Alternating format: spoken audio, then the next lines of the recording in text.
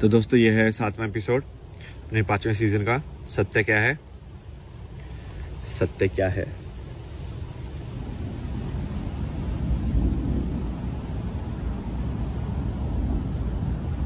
देखो सत्य क्या है, इसका जवाब तो एक्चुअली कोई नहीं दे सकता है, क्योंकि इसका जवाब शब्दों में हो ही नहीं सकता है।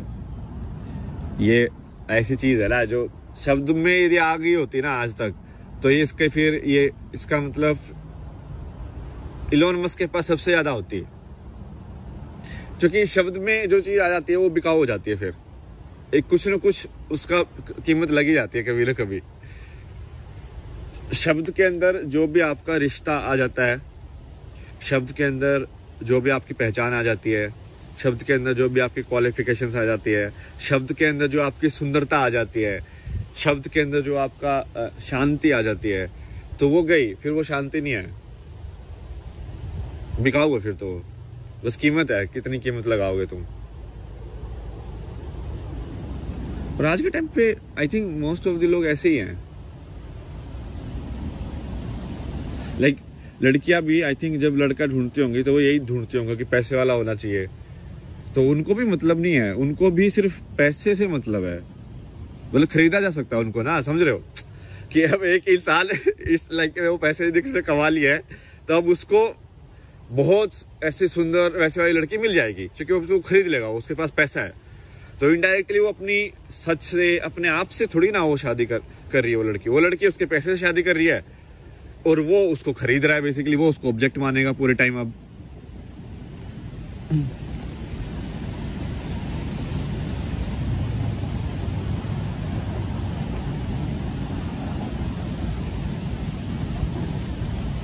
तो पूरा सोच ही बदल गया ना। मतलब एक रिश्ता जो है, स्पेशली जो ये जो बोला गया है सीताराम या कृष्ण, राधा कृष्ण और ये सब का, उनका रिश्ता क्या है? उनका रिश्ता ये थोड़ी है कि उसके पास पैसा है। उनका रिश्ता ये थोड़ी है कि भाई वो उसको क्या, तुमको क्या मिल जाएगा, क्या सेफ्टी मिल जाएगी, तुमको घर चाहिए, तुमको शॉपिंग कराएगा कि नहीं कराएगा, यही है क्या? मतलब कब शॉपिंग करा दी भाई, क्या करा दिया भाई।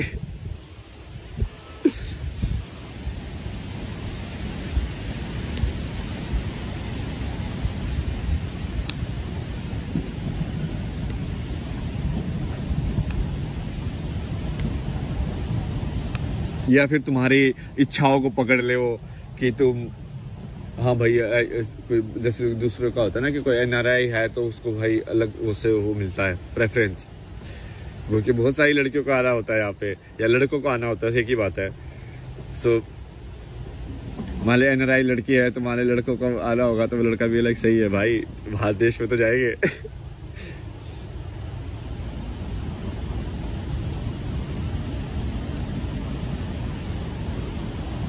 उसमें दिखाया था ना वो एनआरआई लड़का था अपना, कौन सी थी कंगना रनौत वाली मूवी। वो बोलता अदरक की तरह बढ़ रहा है इधर से भी, आदमी नहीं।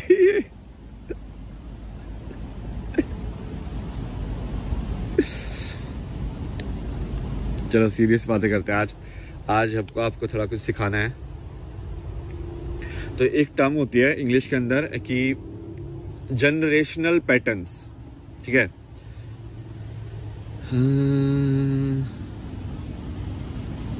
इसका नाम है, एक वीडियो भी थी मेरे को, वो सही, बिल्कुल सही दिखाती है इसको।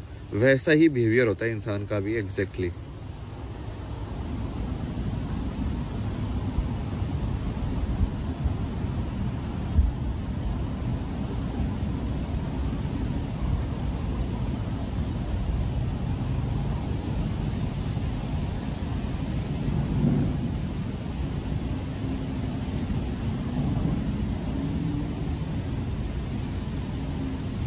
तो ना पहले ये देखो ये वाला, ठीक है। तो ये क्या है, एक एक्सपेरिमेंट है जिसमें उन्होंने क्या किया कि उन्होंने जो फ्लाइज थी उनको एक डब्बे में बंद कर दिया यहाँ पे, ठीक है। डब्बे में बंद कर दिया तो वो डब्बे के अंदर उड़ती रही, ठीक है, उड़ती रही। थोड़े टाइम के बाद क्या किया उन्होंने, इसके ढक्कन को हटा दिया, ठीक है। ढक्कन को हटाने के बाद भी वो फ्लाइज एक्चुअल के अंदर बाहर नहीं गई, मतलब वो फिर भी ऐसी ही उड़ती रही। उनको ऐसे लगा कि अभी भी ये यही दीवार है। मतलब यदि तुम एक्चुअली डब्बे को भी हटा दोगे ना किसी तरीके से, बिना कोई लाइक ज्यादा एनर्जी डिस्टरबेंस किए, तो तुमको ऐसे लगेगा कि वो हवा में सिर्फ इसी एरिया के अंदर ही घूम रही हैं। वो इसी एरिया के अंदर क्यों घूम रही है? क्योंकि उनको अब ऐसा लगता है जैसे कि अब पहले क्या हुआ, एक जनरेशन हुई होगी फ्लाइज की, वो मम्मी फ्लाइज मान लो, तो मम्मी फ्लाइज ने बोला, सोचा होगा कि उनको पहले बंद किया होगा, उनको याद होगा कि हम बाहर भी दुनिया है, ठीक है, बट अब उनको बंद कर दिया। तो उन्होंने कोशिश की होगी थोड़ा टक्कर वक्कर मारने की, भाई हाँ ठीक है खोलो खोलो क्या है बाहर जाना है हमें, या दीवारों को भी टक्कर मारी होगी। बट फिर उनको लगा होगा कि नहीं इतना ही है, नहीं अब वो चली गई है, वो हो नहीं सकता, ठीक है, तो वो हो नहीं सकता, तो इन्होंने मान लिया, तो अब वो अंदर ही उड़ने लगे। अब उनके जो बच्चे पैदा हुए उन्होंने उनको भी यही सिखाया कि ये हो नहीं सकता, ठीक है। अब वो जो बच्चे थे उनको तो ये भी नहीं पता था कि बाहर हो भी सकता है, समझ रहे हो, तो उनको तो सीधा यही पता चला कि हाँ ये तो हो ही नहीं सकता। तो अब उनके बच्चों के लिए तो बाहर है ही नहीं, मतलब इसलिए कि उनका दिमाग में ही बैरियर बन गया कि ये है ही नहीं, मतलब। तो अब यदि तुम डब्बा हटा दोगे, ढक्कन भी हटा दोगे, तो भी वो ऐसे ही उड़ते रहेंगे, टक टक टक। इसको ही इंग्लिश में बोलते हैं कंडीशनिंग। कंडीशनिंग मतलब कि आपके दिमाग को कैसे ढाला जा सकता है। जैसे कुम्हार मिट्टी को ढालता है ना, वैसे ही कि आपके दिमाग को भी कैसे ढाला जा सकता है कि वही बच्चा यदि उसको कोई अमेरिकन गोद में ले ले तो वो इंग्लिश बोलना सीख जाता है, और वही बच्चा यदि कोई मान लो हरियाणा में गोद में ले ले तो वो हरियाणवी बोलना सीखता है। ऐसे कैसे होता है? वो ढालना है, आप ढाल रहे हो उसको। जैसे आप उसको ढालोगे तो वो ढालना सिर्फ भाषा का नहीं होता है कि वो भाषा सीख रहा है, वो आपके बाकी चीजें भी सीख रहा है, वो आपका एनर्जी भी एब्जॉर्व कर रहा है, आपकी ऊर्जा भी देख रहा है। वो यदि बच्चे के आसपास इसलिए तो बोलते हैं कि अच्छी ऊर्जा बना के रखनी चाहिए, क्योंकि वो ऊर्जा देखता है, उसको आंखें तो नहीं है, उसके कान में इतना सुनने का उसको मतलब तो समझ में नहीं आता है, उसको तो सिर्फ वाइब्रेशन सुनाई दे रही है। तो यदि शोर शराबा या इस सब के बच्चा पैदा होगा तो वो उसके अंदर भी शोर शराबा ही होगा, मतलब उसकी एनर्जी भी वैसे ही घूम रही होगी ना भाई, उसको तो ऐसा लगेगा यही रियलिटी है। तो इसको बोलते हैं, और इसको साइकोलॉजी के अंदर आजकल एक टर्म आती है साइकोलॉजी और स्पिरिचुअलिटी के बीच में, जनरेशनल पैटर्न्स ऑफ ट्रॉमा।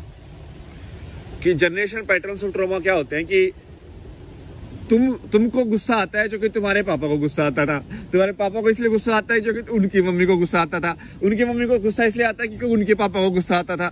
तो बेसिकली ये ट्रांसफर हो रहा है हर जनरेशन में गुस्सा। या ऐसे ही प्यार भी ट्रांसफर होगा कि जैसे ये तो देखा भी जा सकता है ना, तुम देखो ये पूरा जिनको एशियन कंट्रीज बोलते हैं, वैसे ये तो एशियन, अपन भी एशियन ही है, इंडिया भी, पता नहीं इंडिया को क्यों नहीं काउंट करते भाई, या तो इंडिया नहीं चाहता होगा, क्या पता, जो भी है। तो जैसे ये जो कंट्रीज है कोरियन, जापानीज, यहाँ के लोग अभी भी बहुत ज्यादा पीसफुल है यार। मतलब तुम उनका रहन सहन देखना, मतलब एक छोटे से कमरे के अंदर एक बेड को ऐसे नीट एंड क्लीन इतना अच्छे से लगाएंगे, सारा सवाल भी ऐसे होगा। तुम देख नहीं रहे हो क्या उनके अंदर एक वो बुद्ध का अभी भी वो है, एक चीज, एक वाइब्रेशन है उनके अंदर, वो चलने का उनका स्टाइल बिल्कुल आराम आराम से। जो कि जब किसी कल्चर पे वो चीज पेनिट्रेट कर जाती है ना तो वो रह जाती है। जैसे इंडिया के अंदर ये सब वाइब्रेशन जो है ना पुराने उनकी हैं अभी भी, शिव की, कृष्ण की वाइब्रेशन देखो अभी भी है, बहुत ज्यादा है कृष्ण की वाइब्रेशन।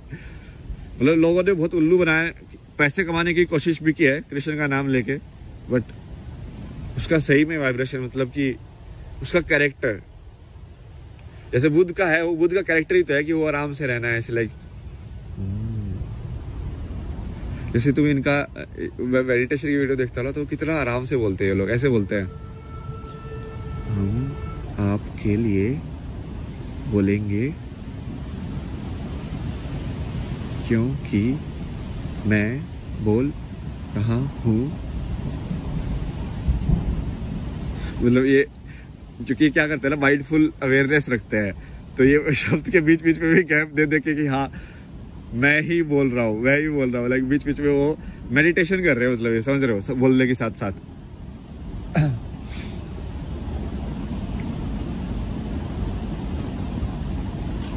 इवन जैसे आप देखोगे ना कि जापान की एनिमे वगैरह या इनकी जो मूवीज भी हैं, स्टूडियो गिबली की जो मूवीज हैं या इस टाइप की, उसमें एक जादू वाला एलिमेंट है, अभी भी एक अच्छाई वाला एलिमेंट है, जो कि वैसी मूवी तुम कोई और दूसरा बना नहीं सकता। इतनी वार्म मतलब मूवी, इनकी मूवीज में यही खासियत है ना कि वो मतलब दिल को पूरा ऐसे वार्म कर देती है कि लाइक विलेन ज्यादा नहीं होते उनकी मूवीज में ना, मतलब इट्स लाइक आर्बिट कुछ बोल रहा होता है लेकिन बिना विलेन के भी कहानी खेली जा सकती है। ये आज के टाइम में क्या होगा ना, ड्युअलिटी के मॉडल में कि भाई तुमको अब बुरे इंसान चाहिए अच्छाई दिखाने के लिए, तो वो बुरे इंसान जानबूझ के बुरे बन रहे हैं लोग, मतलब नहीं चाहिए भाई, बुरों की कोई जरूरत नहीं है अच्छाई के लिए। तो ये मेन चीज तो यही थी, और इसके ऊपर और भी मैं एग्जांपल देता हूँ। पहले तो मैंने आपको बताया कि कंडीशनिंग कैसे होती है, ठीक है, ये तो आप समझ गए होंगे, उदाहरण दे दिए मैंने, 3-4 उदाहरण दे दिए हैं, और ये एक्सपेरिमेंट की वीडियो भी है, मेरे को इंस्टाग्राम पे दिखाता है, मुझे लगा ये तो परफेक्ट एक्सपेरिमेंट है भाई। इंसान एक्चुअली में यही होता है, इंसान बस ये स्पेस के टर्म्स में हुआ इनका कि वो बाहर उड़ नहीं सकते, बट एक्चुअली में वो बाहर उड़ नहीं सकते, ये तो उनके दिमाग में बना है ना।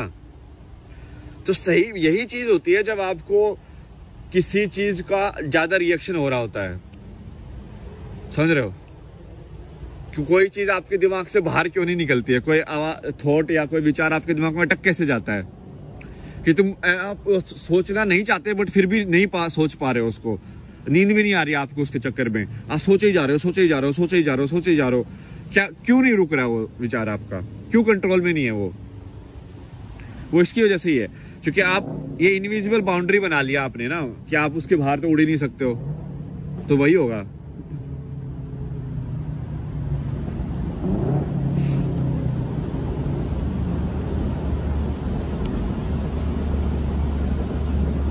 और ये थोड़ा एक्चुअल में ऐसा है नहीं है, मतलब थोड़ा और डीपर है कॉन्सेप्ट, बट कर्म का कॉन्सेप्ट थोड़ा सा ऐसा ही है। कर्म का कॉन्सेप्ट है कि बेसिकली जैसे इनके जो फ्लाइज के बच्चे पैदा हुए, अब उनको वो उतनी ही नॉलेज मिली कि इसके बाहर नहीं जा सकते। अब सोचो कोई फ्लाई जो बाहर जाने की कोशिश कभी करेगा, हो सकता कोई पागल हो जाए फ्लाई, ठीक है कि ऐसे ही बाहर चला जाए, लाइक नहीं कोई उसको रोकेंगे, उसके दोस्त लोग लाइक भाई वहां मत जा भाई, बला किया है, वहां पे बाहर नहीं जा सकते, नहीं टक्कर मार के तेरा ही सिर फूटेगा। वो बोला कि नहीं मेरे को फर्क नहीं पड़ता, और वो कोशिश कर लेता है, ठीक है। इनमें से एक मक्खी कोशिश कर लेती है कि भाई मैं तुक्का मार के देख लेता हूँ, और क्या पता वो बाहर चला जाए, तो दूसरे वाले क्या सोचेंगे, वो भैंस की टांगे तो गायब हो गया मतलब तुम फ्लाइज के पर्सपेक्टिव से देखो, ऐसे ही ना जिंदगी को यदि दूसरे के पर्सपेक्टिव से देखना सीखोगे ना, तब आपके अंदर ह्यूमिलिटी भी आएगी और समझ भी आएगी। जैसे कल है ना, मैं एक वो बड़ा सा कुत्ता था ना जो एक वीडियो में भी आया था, लाइक जो पहाड़ी कुत्ता होता है ना, अपने पहाड़ों में भी होता है, बहुत बड़ा सा, लाइक घना इतना मोटा फर होता है उसका, वो काला।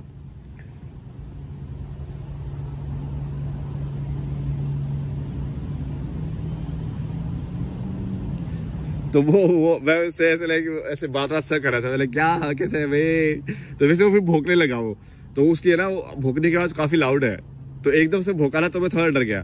तो फिर वो जो उनकी थी वो बोल रही थी कि नहीं, मतलब वैसे मुझे पता था कि वो कुछ करेगा नहीं, क्योंकि ऑब्वियसली वो दोस्ती है, वो तो वो पास ही बैठा रहता है।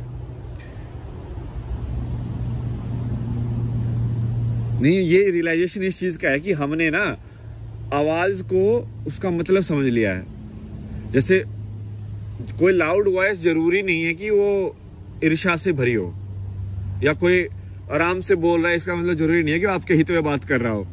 भाई मैनिपुलेटर बहुत है दुनिया में, ठीक है, मैं आराम से भी बोल सकता हूँ ऐसे आपके सामने अभी, हाँ बच्चा आपके लिए सब सुख होगा, भला होगा, ऐसे ही है दुनिया में, जो तुमको सुला दो बेसिकली आराम से।